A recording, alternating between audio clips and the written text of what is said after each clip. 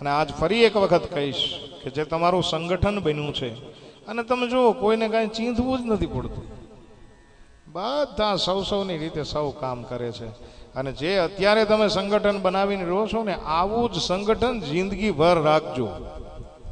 હા, ભાઈઓ ને બહેનો બેયને કહું, તમારા હૃદયની અંદર જે અખંડ દીવો જ્યારે હવે જલી ગયો છે, નૈયા બુજાવીને તો જોજે ડૂબી જાય ના, જાગો જાગો દીવો જોજે રે બુજાય. પેલી કાળી સડી જાય છે.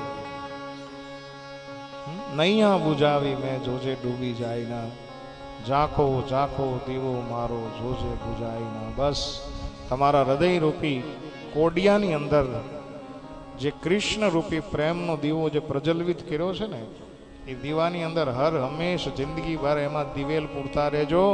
સત્સંગ રૂપી દિવેલ જો નાખશો ને, એ દીવો સદાયના માટે જળહળતો રહેશે.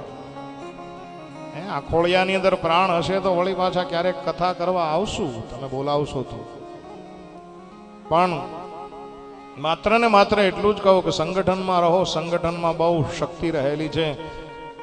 સંગ શક્તિ કલયુગે એક સૂત્ર છે. કળયુગની અંદર જ્યાં જ્યાં સંગઠન હશે ત્યાં ત્યાં જીતશો.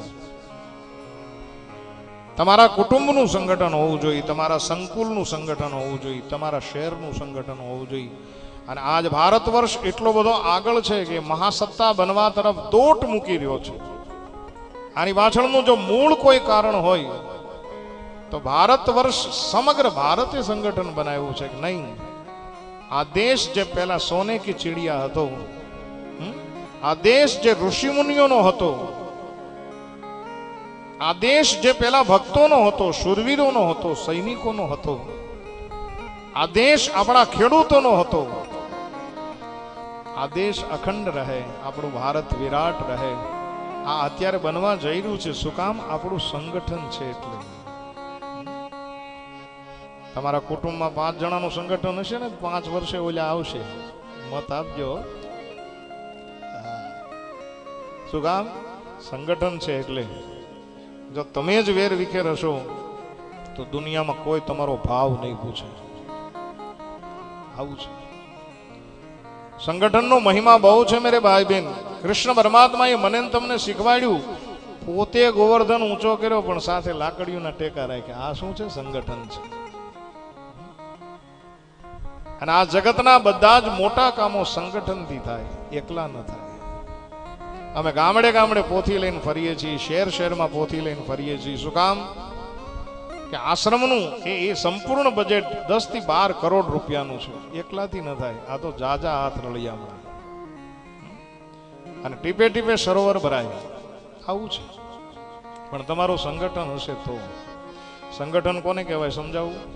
બહેનોને વધારે ખબર પડે. સાવરણી જ્યાં સુધી બંધાયેલી હોય ને ત્યાં સુધી ઘરના કચરાને સાફ કરે. શું કામ? એ સંગઠનમાં છે, બંધાયેલી છે.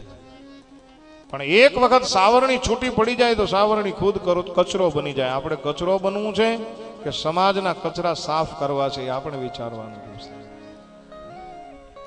हमारा संगठन बना रहे, बस वही चाहते हैं हम.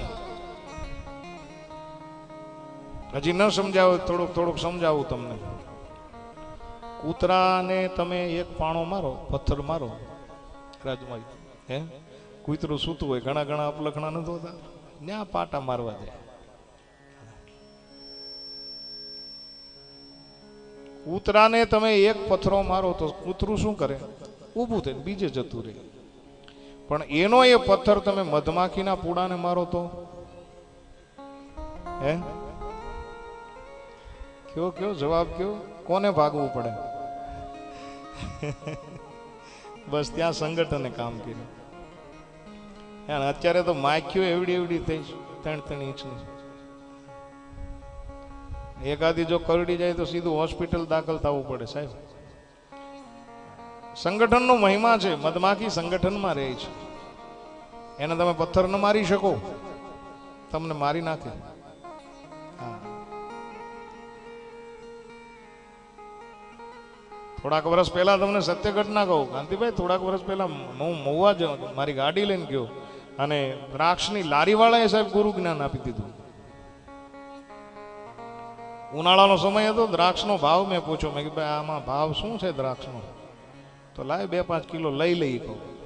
ત્યારે એને બહુ સારો જવાબ આપ્યો મને કે બાબુ આ ઝુમખામાં જે છે ને એના 80 રૂપિયા છે અને જે બાજુમાં ઢગલો પીડ્યો છે ને છૂટો એ લેવી હોય તો 30 રૂપિયા. ત્યારે મેં એને કીધું, મેં કીધું આમાં કાંઈ ફેર નથી, દ્રાક્ષના દાણા સરસ છે, સાઈઝ સારી છે, પીળી પણ છે, પાકે પે હારી છે, આના 80 ને આના 30 એટલો બધો ફેર કેમ?